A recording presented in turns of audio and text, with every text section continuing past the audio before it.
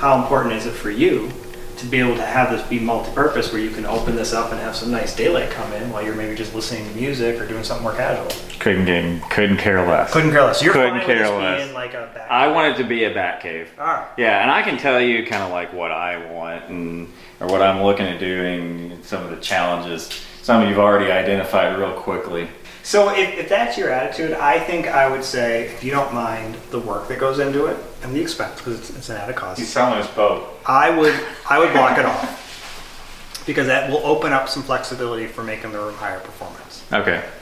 You're going to give up some flexibility in terms of it being like a more general purpose room. But if you've got enough general purpose rooms elsewhere in the house that this can become your dedicated space, then blocking this off has to be. Yeah, I want this to be the dedicated, like super immersive theater. Yeah. That's what I had before. It's going to be like $4,500. Well, like here's my only real concern is of like resale value, because I'm going to be here forever. True. And is it going to make it weird? But I don't really want to look out and see the outdoor kitchen. So I actually think you could take advantage of that. You block this off, put a DV LED on the other side. There you go. In all seriousness, you could. It makes this, like right now this is a glass window, and it actually is a little bit weird that you're like looking into your house through a cooking area. So that becomes a space you could use for like shelving. You could put a TV there. Yeah. You could make the outdoor kitchen U-shaped. I could, yeah. Pizza oven in.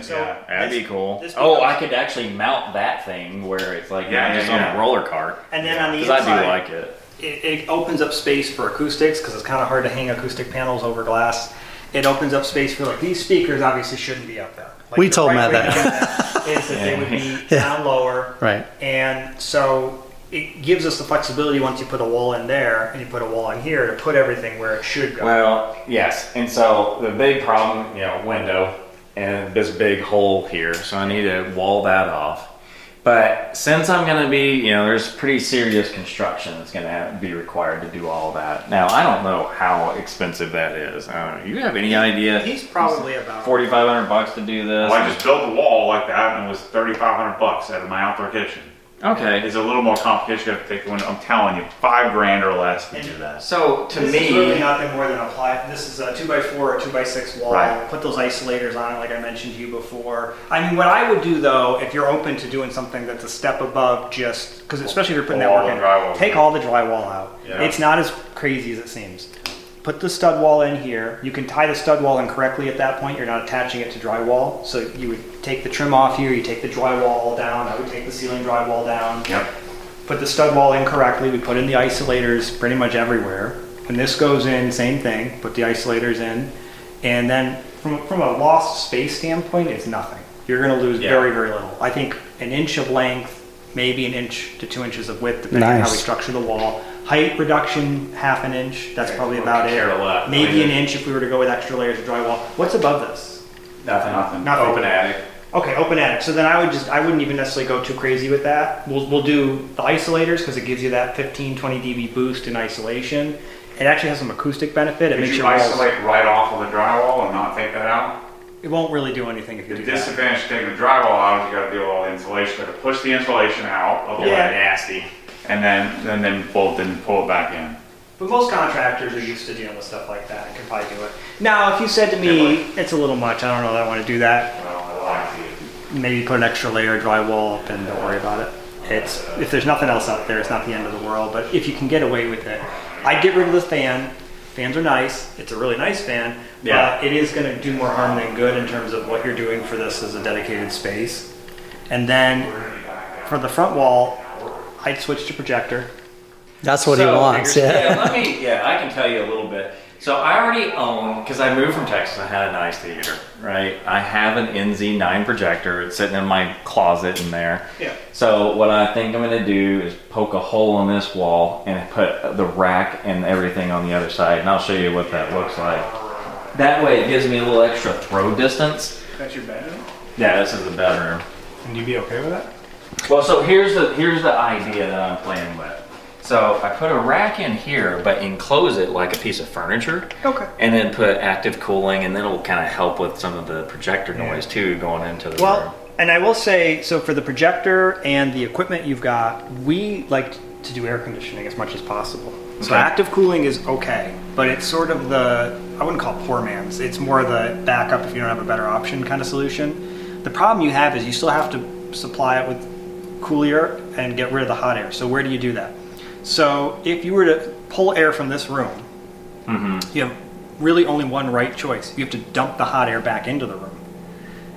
That means you're dumping hot air into here. Now you can dump it outside, but now you're pulling air from inside your house and dumping it outside. You've created an imbalance. So what I've done in the past, I don't know if this is right or wrong, but I dumped it into the return. So like there's a return here, and I just plumbed it in and put it straight in. There's another next step you could do. If you're gonna go ahead and do that, take the cold air.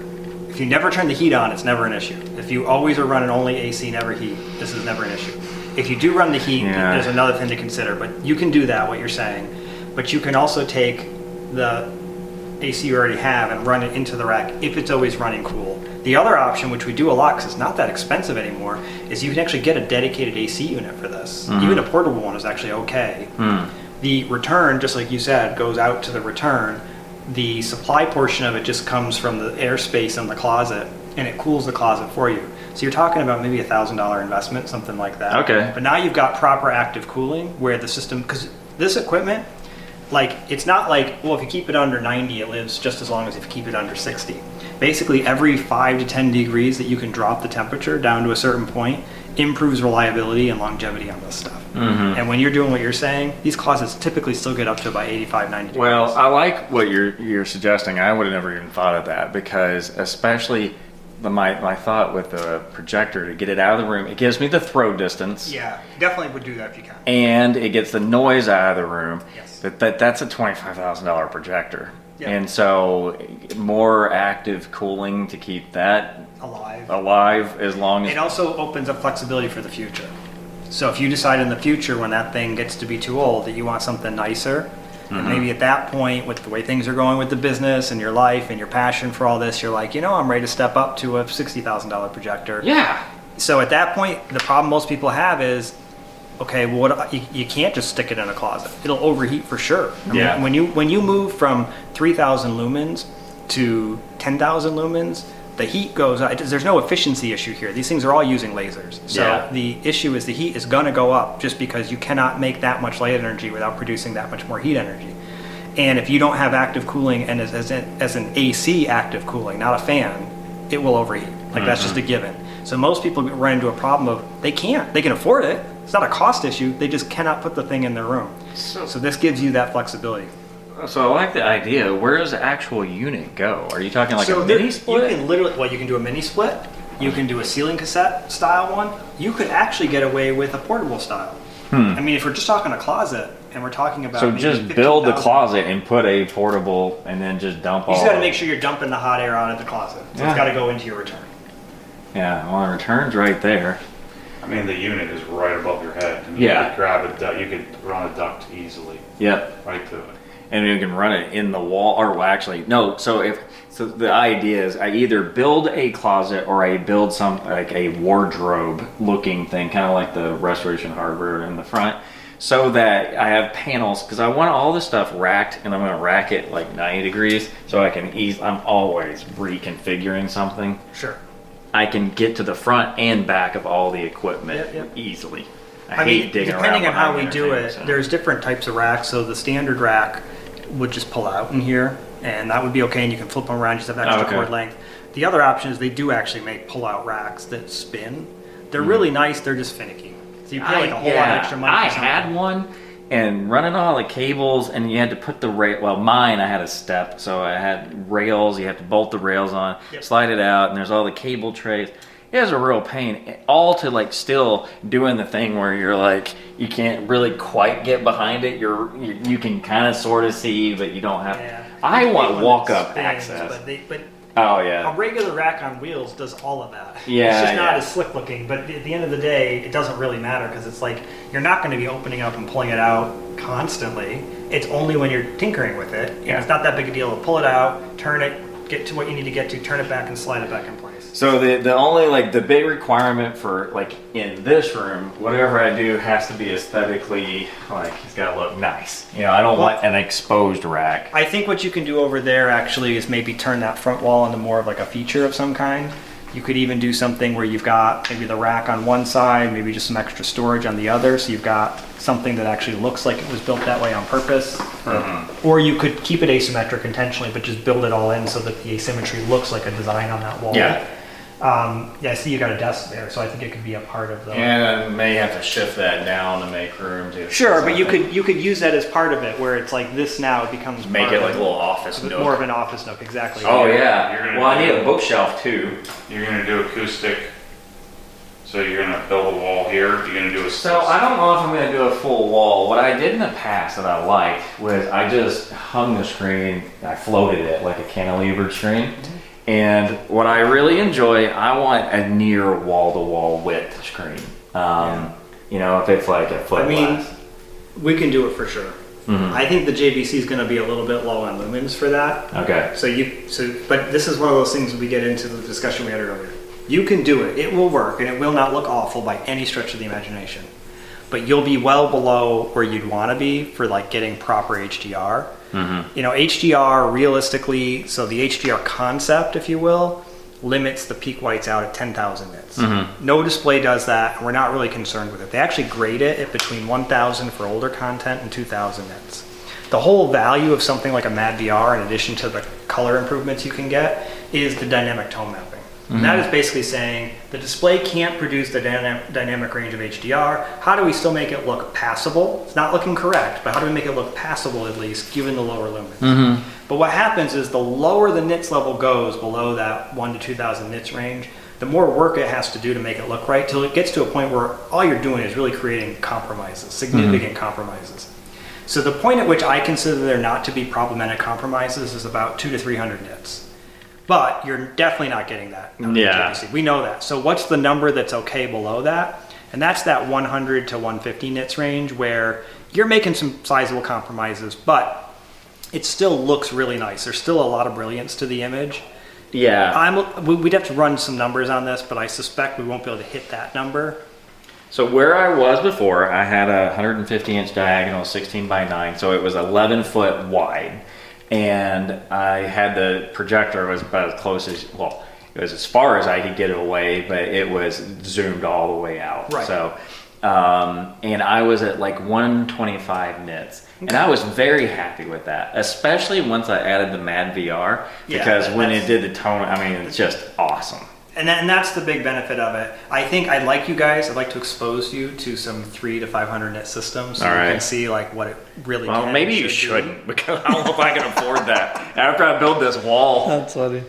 I think it's worth seeing. Yeah. Because it just gives you a sense of the differences. It doesn't mean you can't be happy with less. It just helps you to kind of understand what the goal is. And then that Here's way, what I'd be sacrificing. If we went with that, and then you make the decision on, is that worth the extra additional cash? It's one of the reasons why I get the low price point stuff, that Valerian. Like, why is that thing so great? Because you're able to get over 2,500 nits, I think it is fully calibrated, out of that thing for $3,000. Right. I mean, it's pretty huge value. With really good color, too. It's getting like over 90% of Rec 2020 color. Which It's is surprisingly really good. Yeah, I have one in my room right now. I know we all got them. Yeah, I watched your video. I was like, yeah, that's cool. I mean, I had Anthony Gramani came over, and this is a guy that plays with like, you know, $100,000 projector. I mean, I do at this point too, but he's had way more. He's done 1,600 some odd theaters. Every one of them had a good projector in it, right? So he comes over to talk to me basically about like some engineering stuff and business, not to go watch a projector.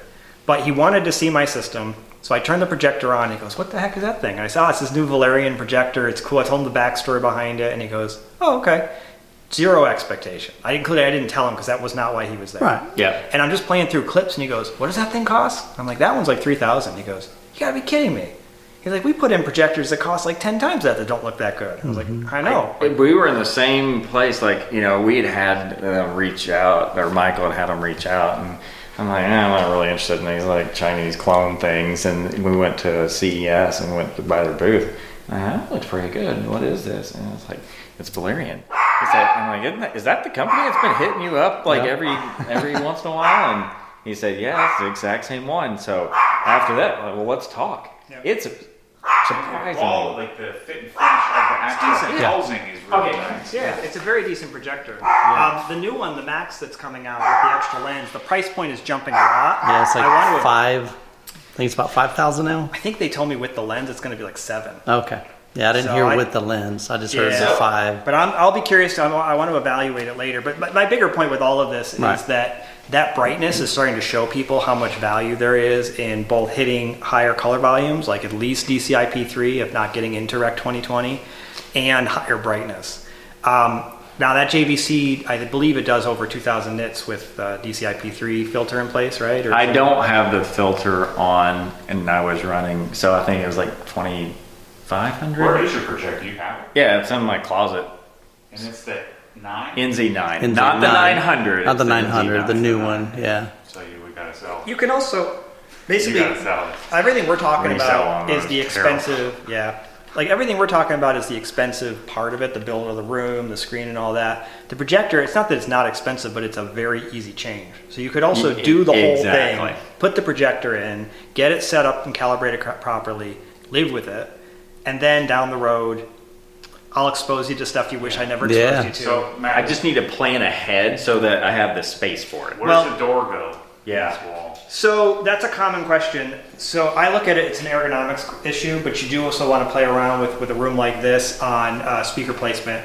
Yeah. So a lot of people like to put it in a certain location, like middle of the back, which is not an option here. Obviously, it's going to go on the sidewall. Then when you get to the sidewall, they're like, all right, stick it in the corner so it's out of the way. Well, if we stick it in the corner here, you're running into speakers and screen. You can't do that. If we stick it in the corner back there, same problem. And ergonomically, it's really weird because what happens is you walk in through the door and now you got to do this. So what I would say is probably we want to have the door go right Smack in here. the middle. We just need to make sure we're not landing where a speaker ideally You needs to know, go. I mean, if we wanted to, though, we could actually put the door on the back side. Because you're okay with a rear entrance right here.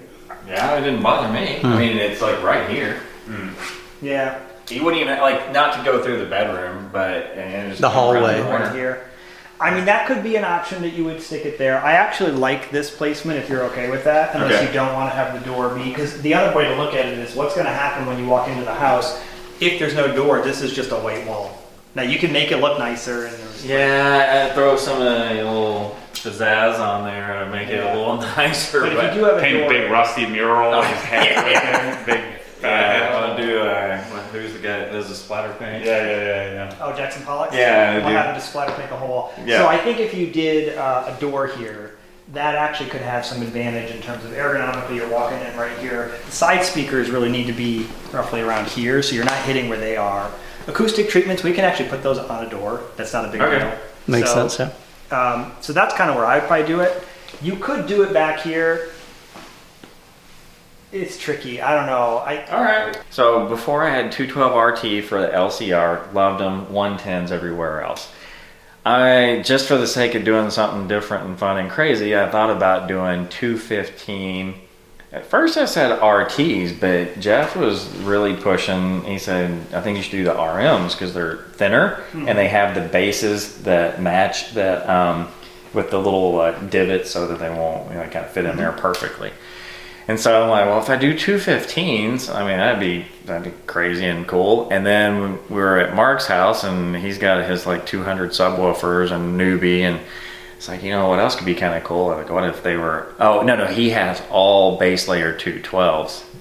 I'm like, well, what if I did all base layer 215s? You could do 212s or 215s all around for your main channels, and then for the subwoofers, we can do basically like a rack type system. So not literally mounted to the wall, but sort of. In an array, because you talked about possibly doing that. If you were to do Trinog and you did waveforming, we could do a proper steered octave array. You technically only need 2 in the front and 2 in the back. That's the minimum to make it work, and it would work. Now with a ceiling this tall, personally, I would do a minimum of 4 in the front. You could still get away with 2 in the back. Okay. You might go with 3. There's some advantages to that. And that keeps your channel count low, your costs under control, but it's still a very high performance system. So it would be like 4 of like the RTJ18s or JK. Yeah, like the RS1s. RS1. Or the RTJ version of it, which is I think just called the Sub 18. Yeah. So it would either be 4 of those in the front, and then 2 or 3 or 4 in the back. Yeah, and I think, to be honest with you, I think 4 would be a waste. So I think it'd be 2 or 3. If you want to do more, put them in the front. Because that's, you get more output from that, and you get more steering control. The 3 in the back has 2 benefits. It gives you a little bit of extra steering in the back, but you only need that to a point. And you can run into a situation, I never have, but you could in theory run into a situation where you have so much more output in the front than the back that you would overload the back trying to cancel the front, wave front cuts going back. But it's not a huge concern. I've never actually experienced that. So worst case scenario, I just buy another one, right? Yeah. So you'd stack RS2s? No, RS1s. Well, you could do RS2s. Right in the front, two RS2s stacked? You could, or you could push in the RS2s. No. Slow down there, Oh, so you're just saying Yeah. 4 18s in the front? Yeah, but Not 8 18s in the front. Right. it could be either. I mean, You the do thing like is, this 4 is fine. RS1s. Or would it be RS2s and RS1s on top, and you have 6? Yeah. Well, here's what. Getting back to you talked about earlier. It's not just about like we could use 2 like 2400 ULFs and have more than enough SPL. Absolutely. Right, This yeah. doesn't need one. And you've One- only got one- one row of seating too. That's so a 18-inch driver, but it's not going to give you the even coverage that we want Right. across the frequency The issue range. you get is that if we get one in here, after a bunch of effort to get it right, we hopefully, maybe, can get it so that you have one seat that's good. Yeah, and But you move your head this far. Yeah. So then we get into like some sort of multi-sub approach. So of course the traditional method had been like 4 in the corner. And if we did that, we could probably get it so that you have pretty darn good results across these seats. But if we go to something like waveforming, which is an active MIMO approach to the bass correction, we're creating a wavefront that's basically just, like, you can think of it as instead of bouncing around the room, it's just traveling like this. All right, CEO of Obsessed Theory, you're not allowed. I have. You can't sell that.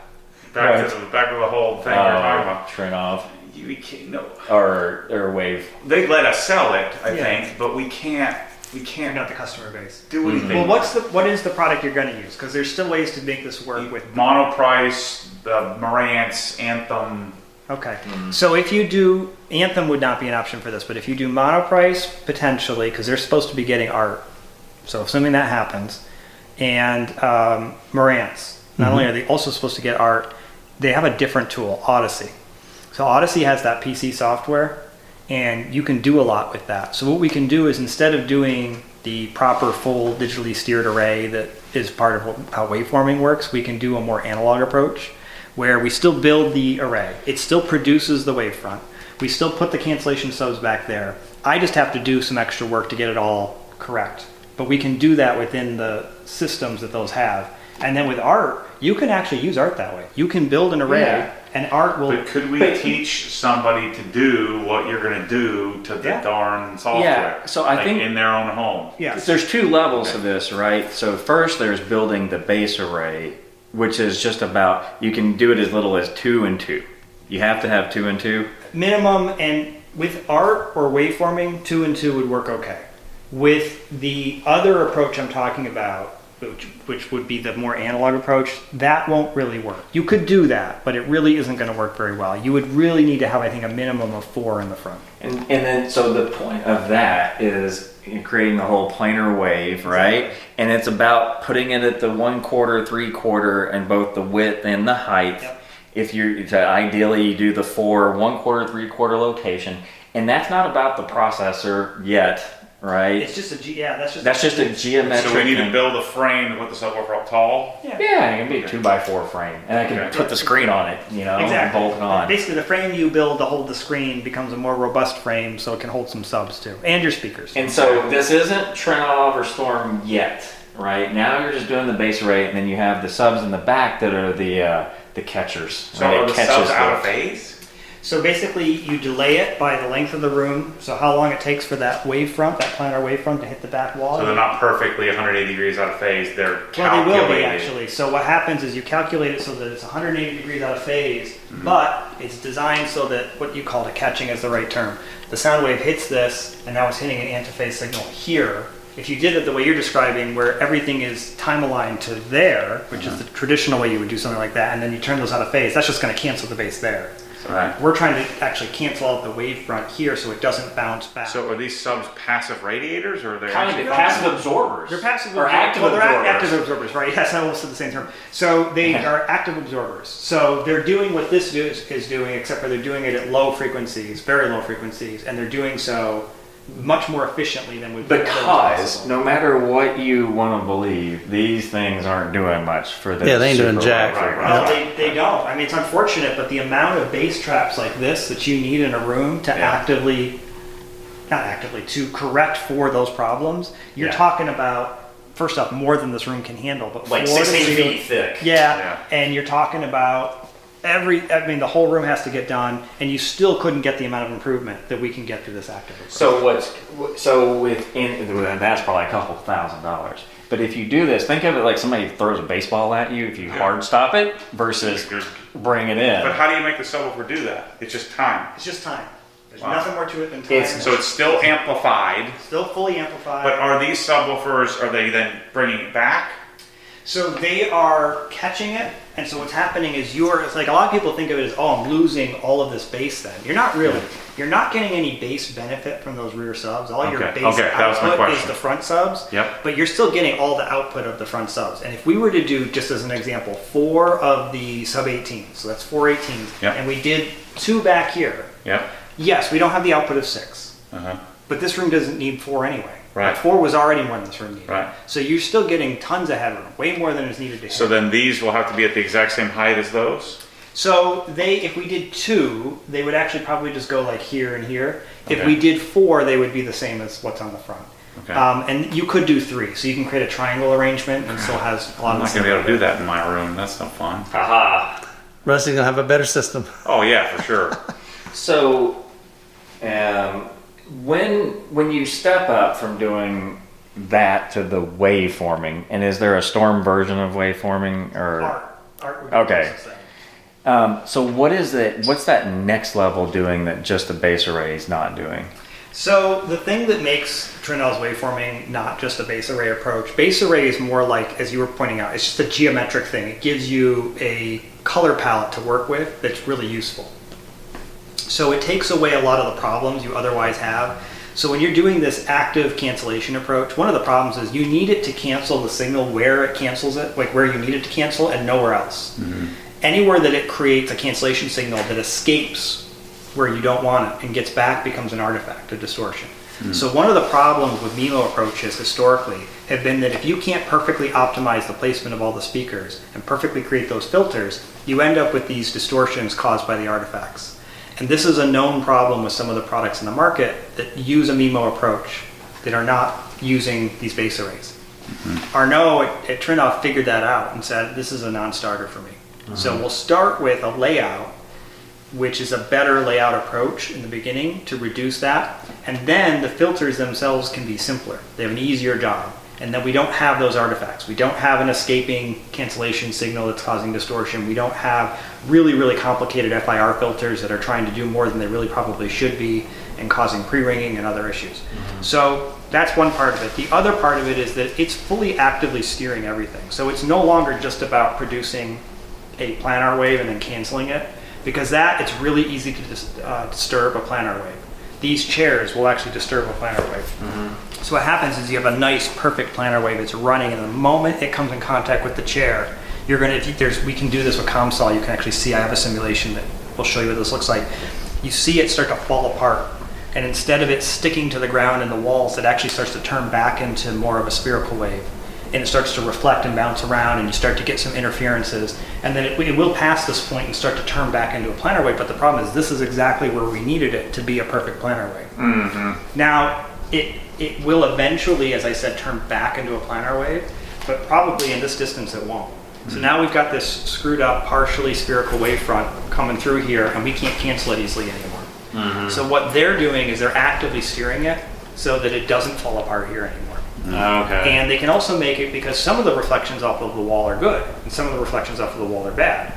Normally we can't pick and choose like that. But when you've got an actively steered system, you can say, well, look, we can make sure that that wavefront passes through here, looks perfect as it does so. It's going to hit the wall here and bounce, but that's okay. It's not going to cause any problems, and we can actually EQ out any boost that we get. There's no cancellations, no other issues. So it can actively allow for some of the wall reflections to still happen, which normally wouldn't happen if it's a beneficial one. So waveforming basically takes a lot of the hard work out of creating that. What's happened, like Keith Yates told me this once, they were doing it their own way. they run through like an iterative brute force approach where the system just has to sit there and like model the room in like thousands and thousands of different ways of running these filters to get something that works. Your average person can't do that. And to have a processor where that's the setup approach, that makes zero sense. So this takes all that hard work out where you just put the speakers as close to where they should go as you can get them. As long as you have something in the front and something in the back and they're pretty close, you're probably going to get a very good result here. And that's exactly what we found, is it's just easy. Can you do that side to side? So the problem is that, yes, you could. Because that was what I have to do at my house. So what we have found so far, and Art I think would be more supportive of that, but we find that the bass becomes perceptually directional. And so when you've got an array on the front and an array on the back, it actually sounds like the bass is coming from where it's supposed to come from. Yeah. And so if you did side to side, it actually could create a side bias. That makes sense. Shoot. So thoughts on like 212 versus 215, especially if I was doing, what I understand is doing 215s that are full range speakers with Art, you get some additional benefit then. Or is it like 215s is just like a flex, like, it's just bigger? If not for this Art conversation, I would say there's probably not a ton of benefit beyond, I got 15s, you got 12s. Yeah, much bigger than and in fact, sometimes the smaller speakers can actually have better directivity than the bigger ones, sometimes the opposite. So like my normal way of looking at this would be I'd want to look at the actual measurement data on the speaker and make a decision from there. So certain other companies I work with, their 15s measure better than their 12s. So it's not a bragging rights thing, it's actually a better measuring speaker. Right. That would be my preference. There's other companies where it's the opposite. The bigger speaker actually has more problems, and I would typically stay away from it. Okay. So with Jeff, because I've measured some of his speakers, I know what those look like. But the ones you're looking at, I mean, he's got a clipple now. I don't think it's set up yet, but if we can get him to set that thing up, we could start to actually get the characterization data across the speakers. And that's how I would want to look at it is, all right, let's look at this and see which one of these models has the best data to support its use in this room and the way we want to use it. Okay. The 15 versus 12 for Art, yeah, it's a thing, including his 15 is actually like basically a subwoofer driver. And so it's got quite a bit more output in that range for that purpose. But if we do what I'm talking about, where we're actually having like the whole front wall as an array and the back wall has at least partial array, we may not need much on the side walls. Okay. Because you would do 215, 215. Yeah, I think I would only do 7 because, I mean, having them, they'd be out. Well, I guess about the same. Then we do the 110 in ceilings overhead. Yeah. Yeah, and they'd fire straight down. It may Just not, move them. I didn't do these in the right spot. Put them in the right, yeah. it may not be a terrible idea to do 9 and do wides. Historically, wides have not been used that much in residential content, but it is actually a common part of how DCI content is mixed. And what we're finding, and I think is going to continue to happen, is that newer content is making better use of dynamic objects and as a result wides. So it would be a future-proof thing. Well, I had 110 wides before, and I really enjoyed it. I thought it did add something to the overall experience. My thought was, at some point it becomes like space and budget, because if I have like 215, if they're full towers, like 215 or 212, I mean, they're enormous, and then it's going to be kind of an eyesore if they're sitting like right here. Yeah, 2 feet from your listening position. But, if I did 212s, well, maybe the question would be, 7 212s versus, or 7 215s versus 9 212s. Well, and now you're asking the question I mentioned at your facility. Yeah. I don't have an answer for that. And I would argue that nobody has an answer for that. I think there's people who would say they do. Yeah. But to do what you're saying, I think you would have to do some really critical comparisons of different speaker layouts and speaker quality levels, because the question isn't, is 9 better than 7? It's, is 9 of a lesser level better than 7 of a better level? And that's, I think, a much harder question to answer, but it's more realistic to what consumers deal with when making these decisions. Well, yeah, because you got a certain speaker, allocation of the budget for speakers, and you say, I know I've been in some rooms that I think that like a really good 5-channel setup was better than an 11-channel bass layer, because that wasn't done properly. Right. And I'll just say the research I've seen supports that idea. I feel like we got really obsessed with channel count. Yeah. It's And another flex. yeah, I really question if it actually is better. I think that a properly done 5.1, 0.4 type system may actually get you 90% of the way there. 7.1, 0.4, maybe now we're at 95% there. And like, so that kind of makes the question then like, okay, so wides, are we at 97%? At 11 channels, are we at like 97.5%? Like there really is, I mean, I kind of question Definitely if some adding low even diminishing more. returns there. Well, and so maybe I follow my sword for everybody and like design it for 9 or 11 or whatever it is, and try it, and then it's easy to remove them and see, or just turn them on and off. Yeah, that's what we usually do when we try to do that. As I said, I think if the only question is more channels better, set up correctly, more channels probably is better. If the question is more channels of a lower quality speaker better, Yeah. it's a different question, I think, at that point. And Harder to quantify. I think it's hard to quantify that, yeah. And I think that in many cases, the better speaker, it depends on the speaker quite a bit. With Jeff's stuff, and what we're talking, like the 12 is a very good speaker. The 15 is a very good speaker. I actually don't know that there's a big loss there.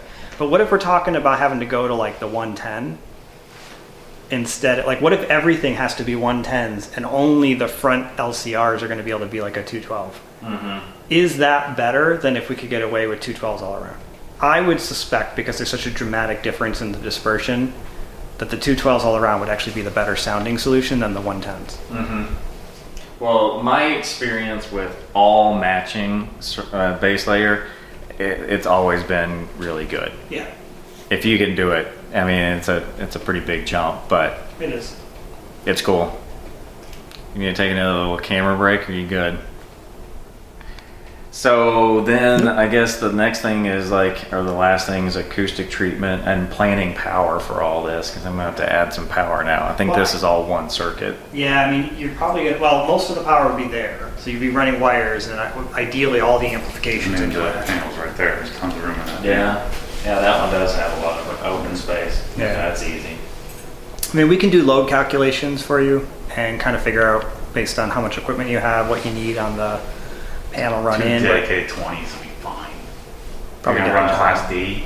Well, because don't you need a 20 amp for every two? So 20 for your subs in the front, 20 for your subs in the rear, and then Actually, two to your yeah, that would be. and 2 to your rack, 1 to your Yeah. rack would probably be fine. I would consider running one more for the projector for the long term. That There you go. JVC isn't going to use it up, but the moment you move into those higher tier ones, they require a 20 amp dedicated, and actually the better ones really do much better on a 240 I 20. mean, that's 2, 4, 6, $800. You know? Perry will come out here and knock that out in half a day. All right, so we do drywall. Man, if I could avoid doing the ceiling, that would be nice. We don't have to do that. It's just a nicety. Yeah, but drywall for sure. Everything else we talked about. So I think the last big thing, I'm gonna on the screen. It's like I want to go as wide as I can and keep the nits where they need to be. So if we put the floor in here, what would you do with the flooring situation? Are you thinking carpet? That's what I guess he's asking, right? Carpet Flexible. or So what I ideally would love to see happen is that we get the wall so that it hopefully kind of matches, because I'm assuming you don't want to take up tile if you can avoid it. yeah. Correct. Yeah. You just go right on top. So assuming that whoever does the work says it's okay, I would probably put the wall on top of the tile here. Yep. And then in here, what I would do, if you're okay with it, is raise the floor a little bit. So we'd have to figure out the logistics of that in terms of the walk-in, but give yourself a floating floor. The most minimal one we can do so that we don't have any issues. You got plenty of ceiling height. The biggest problem is the step up. So a 2-inch step up is a trip hazard. So we have to try to make sure that that's managed as much as possible. But it could also be that the door is raised up a little bit and the step up is from this room into that. And just do the best. But if we can get that floor up a little bit here, I actually would not want carpet. So I don't like carpet because you use up basically like 70% of your absorption area that you need in the room on the floor. Really? And we really don't want that. So That's we want, good, because I got tile upstairs in my freaking home it's theater. my preference because that allows us to put the absorption where we need it. So you just put an area rug in like this? Yeah, this is really the better solution. This with like a pad under it Yeah. is more than fine. And Well, that saves some money right there. Well, So would the floor be? You said something about the floor. Is that you said it's like a rubber and then plywood on top? Yeah. And that would be across the whole room. Yeah, Okay. that's ideal. There's other ways to do that. Now, That's ideal. what about like right now I have some Croson motion actuators. And I like that because it gives me the feel of bass without having to just crank up and make my ears bleed. Yeah. You know, again, I want it's tuned in to where it's blends in well and you can't tell. It's not obnoxious. But are you thinking that if I do this isolated floor, is that still do me any good, or should I ditch the Crosons at that point? I mean,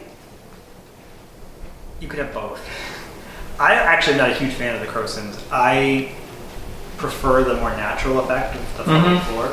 But I do think that they're a good solution when you just cannot do a floating floor of any kind, because it gives you back some of that tactile bass directed to this. But couldn't you, like, let's say, well, you're talking about just put a 2x4 frame and build. No, not even.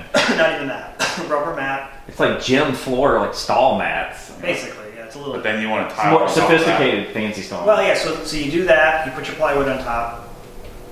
The best way to do it, but we can do it as thin as possible, is that you would have like a 1/2 inch layer going one direction and another 1/2 inch layer going the other direction, because that makes the floor stable. that. Just a half inch plywood? Well, because we're doing 2 layers of 1/2 inch.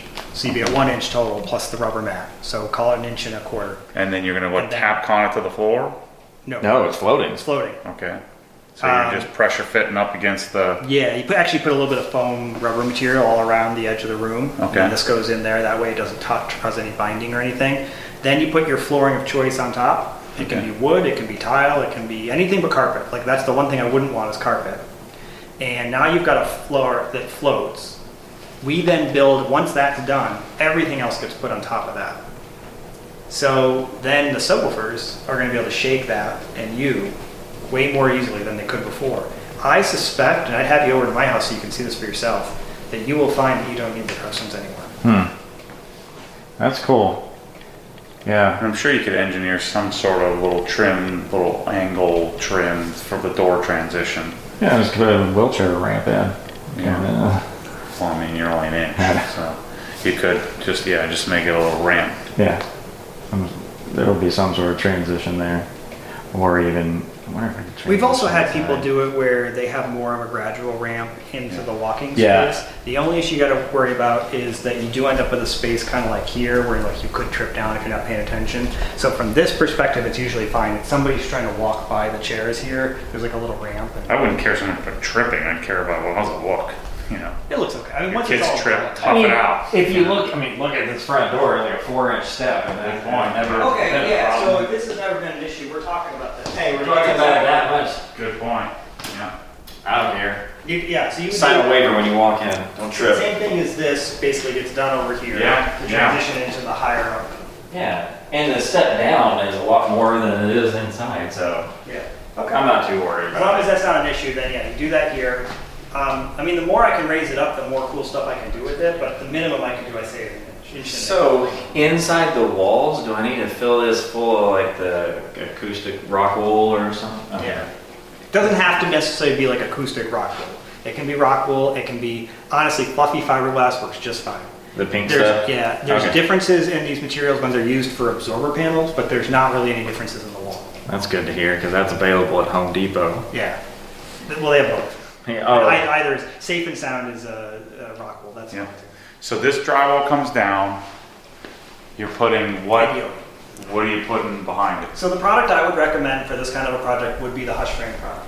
Hush frame. Hush Frame is it's a wood and silicone based product, so it's easy to work with wood construction. So we just Relatively tack it right to the They, stud. yep, and we actually did existing something studs. recently as a test, and it worked out pretty good as long as it's long enough. So an air stapler with staples of the right length actually worked as well as screws, holding it in place. Maybe not as well, but well enough that it didn't cause a Good enough. problem. So if you need to save some time, because you do have to put a bit, and so you've got probably 16-inch space studs, and then you typically do them somewhere between 16 and 32 inches in height, depending on the weight of your wall. You're going to have a heavy wall actually, because we're going to be mounting a subwoofer rack system to it.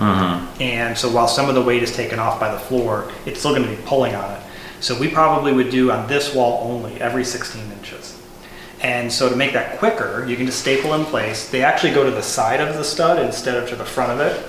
And you space it back enough that when you put the 1x2 furring strip in that you're going to attach the drywall to, it only sticks out 1/4 of an inch. That's all that's needed, as long as your studs are relatively straight. And then you mount your drywall up like normal. We would do probably 2 layers of 5/8 inch Type X on this wall. You can do green glue. It actually doesn't make as big a difference as people think. It's a damping compound, and there's benefit in having that, but it really only helps in 2 different zones of the system. Over most of the mass controlled zone, it has no benefit in a wall like this. On the side walls, same thing. Like ideally, we probably would do that just because it's nice that the higher mass walls are less likely to shake and rattle and make bad noises. And I'm sure you've been in plenty of theaters where like it's just too much theater. It takes you out of the, you're not immersed anymore because all you hear is a lamp rattling. Yeah, so we want to pay special attention, but one of the simple fixes is just do an extra layer of, so instead of using 1/2 inch lightweight, we use 5/8 Type X, and instead of using 1, we use 2 layers. And you do that front wall, side walls, back wall.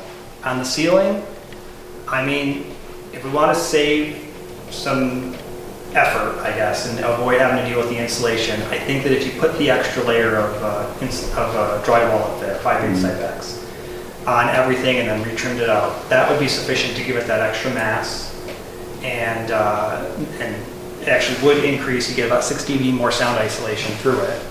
It's not going to be the big 20 plus dB that we're getting from doing an isolator, but it's still a pretty sizable jump up. And like I said, it's going to help reduce some rattles. Beyond that, like I said, get rid of the fan. It's going to shake. It's kind of in the way.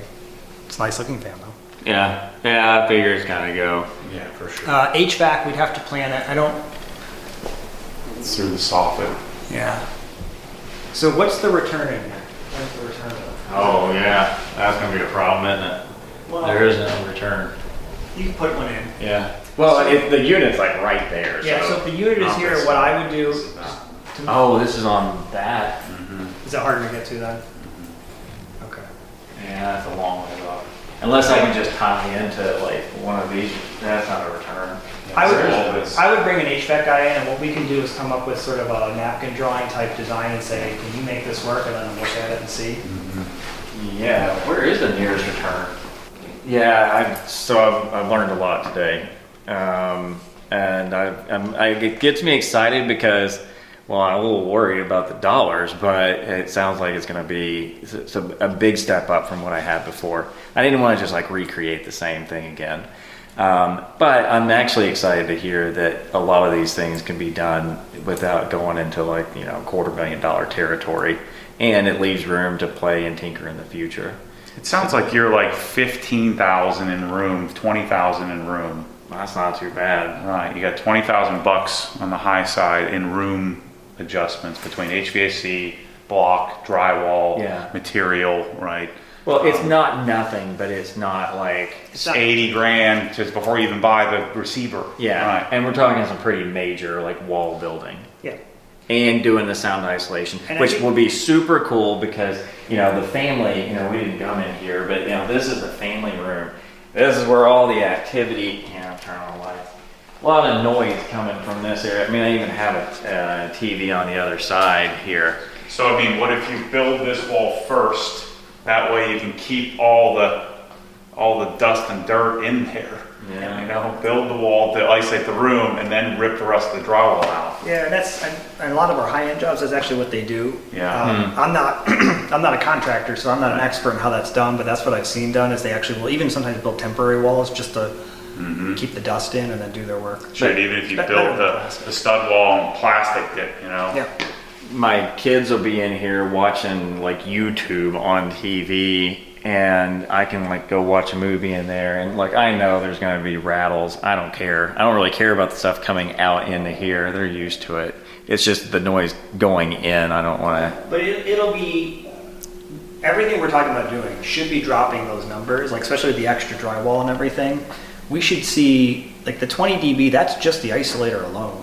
Wow. On with standard drywall. Once we get into a situation where we have inserted now an extra layer of drywall, we've doubled the mass of that portion of the structure, you should be expecting to see another jump up in the isolation level. So I'll go and get the numbers when I get back to show you. But typical wall like this, I don't know what this, do you know if this is 5/8 or 1/2 inch? Is it like I think it's 5/8. 5/8. So if this is 5/8, is there insulation in the wall or is it hollow? I don't think there's any in that wall. So it sounds hollow. So an uninsulated hollow wall, I would say, is STC around 30. 2 layers of drywall 5/8 on one side with 1/2 inch on the other, but with the extra isolators and everything on it, is typically going to be around STC 50 to 55. So we're going from like 30, maybe 35 to 50, 55, maybe more. I mean, a lot of it depends on how this was done. Yeah. I've seen lightweight 1/2 inch drywall with no insulation where it couldn't have been better than STC 25. And I'll go pull the numbers, like I said, later, but I'm pretty sure the upper end, like the one I did, was STC 67. And that was 5/8 on both sides, Nice. 2 layers of it, and a thicker, so we had like a 8-inch gap. So the air gap makes a big difference too. So we may be looking at like 55 or so, which it's not literally 55 dB. It depends on the portion of the spectrum. At low frequencies, it's probably only 10 or 15 dB of isolation. But you're probably talking about 60 to 100 dB of isolation in the mid-high frequencies. So this is no longer passing through that wall in any noticeable way at all.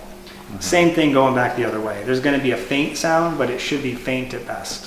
Well, I am excited to get started. Like, this gets me, you know, I told you the other day, going to newbies, been doing all this, like, a lot of, like, grind work. Yeah, like hard work, yeah. And we were just having fun, and it got me fired up again to do this. And then, you know, talking to Matthew, and I'm like, man, I didn't even know I could do that. So, and it doesn't seem like I don't have to, like, demolish my whole house and rebuild it. I can just start building. Yeah. So, I'm excited to get going. We need to get some number crunching done, make sure I got the right size screen, and, you know, Matthew will help me with that. But I think it's time to start spending dollars. I'm ready. I'll help you spend your money. Yeah. Well, we're gonna have a huge series. We'll go visit and see some 300 nit, 3 to 500 nit. Do I want to hear Matthew's system. See what else we're gonna do. We gotta do my theater. Yeah. We're gonna go to my house and do the family room. Yep. Yeah, we got a lot more to do today. We gotta get moving. Yep. Yep. That's a wrap. All right, Yeah. guys. We'll see you when we Thanks. start ripping out his walls. Yeah.